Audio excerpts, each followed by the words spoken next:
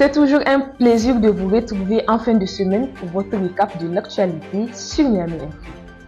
À la une cette semaine, le mardi 15 juillet 2025, le président nigérien Abdourahmane Tchani a reçu officiellement les lettres de créance de 6 nouveaux ambassadeurs accrédités à Niamey. La cérémonie s'est tenue au palais de la présidence en présence de hauts responsables dont le ministre des Affaires étrangères Bakary Yahya Sangaré. Les nouveaux diplomates représentent le Sénégal, l'Italie, le Rwanda, la Tunisie, la Suisse et le Burundi, renforçant ainsi les liens bilatéraux dans un contexte régional en pleine évolution. Certains ambassadeurs résident à Niamey, d'autres à Abuja ou Ouagadougou selon les pays. Cette étape témoigne de la volonté du Niger de poursuivre une diplomatie active et multilatérale malgré les réorientations stratégiques au sein de l'Alliance des États du Sahel.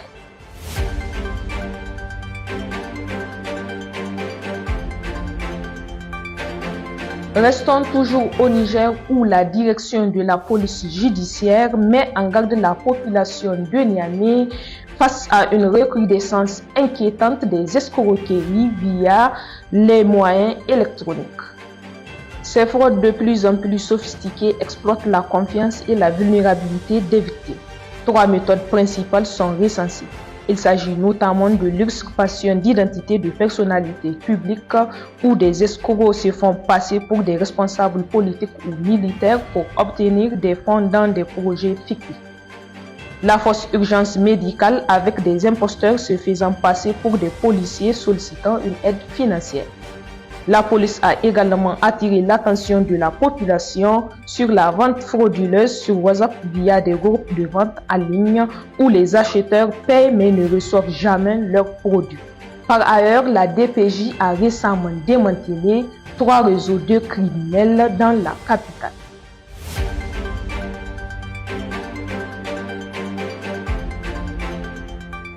Cap à présent au Burkina Faso, le 16 juillet 2025, le gouvernement burkinabé a décidé en Conseil des ministres de dissoudre la Commission électorale nationale indépendante CENI.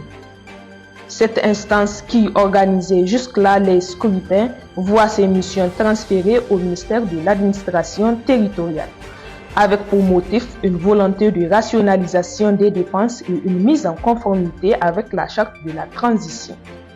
Subventionnée à hauteur de 500 millions de francs CFA par an, la CENI est jugée trop coûteuse et inadaptée au contexte actuel. Le gouvernement burkinabé justifie ce recentrage par un retour à l'organisation électorale d'avant la création de la CENI. Parallèlement, de nouveaux statuts ont été adoptés pour des institutions d'enseignement supérieur visant à améliorer la gouvernance, l'efficacité et l'insertion des jeunes diplômés.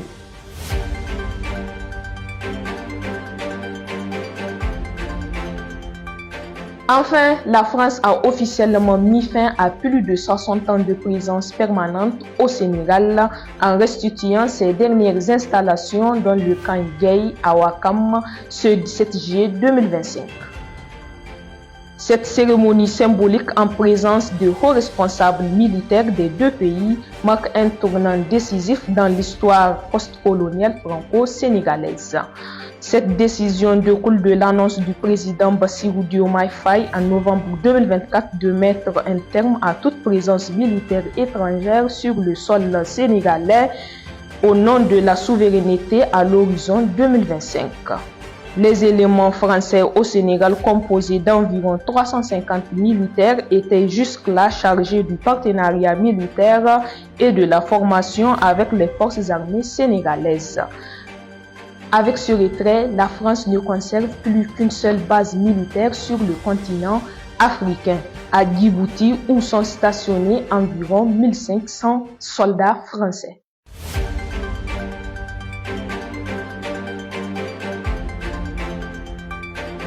La semaine s'achève, mais l'information, elle, ne dort jamais.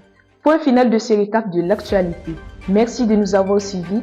N'oubliez pas, vous pouvez retrouver tous les détails de ces informations sur notre site d'information niameyinfo.com.